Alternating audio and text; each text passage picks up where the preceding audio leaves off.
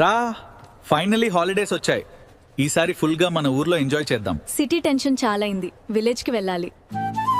ఎంత పెద్ద సిటీలో ఉన్నా మన ఊరి గాలిచ్చే ప్రశాంతత ఎక్కడా దొరకదు.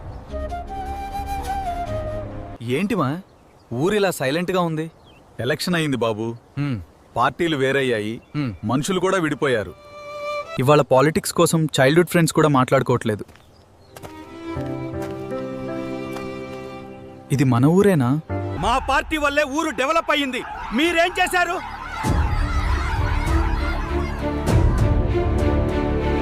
ఆపండి అన్నా, మేము సిటీ నుండి ఇక్కడికి వస్తేది కొన్ని రోజులు హ్యాపీగా ఉండటానికి, ఊరి ప్రేమ కోసం. కానీ మీరు పార్టీల కోసం ఇలా విడిపోతే మళ్ళీ ఇక్కడికి రావాలనిపిస్తుంది. రాజకీయాలు ఉండాలి, ఎన్నికలు కూడా కావాలి. కానీ ఎన్నికలు అయిపోయాక మనమంతా ఒక్కటే. పార్టీలు వేరు కావచ్చు, కానీ మన ఊరు ఒక్కటే. మనకి అమ్మ లాంటిదన్నా.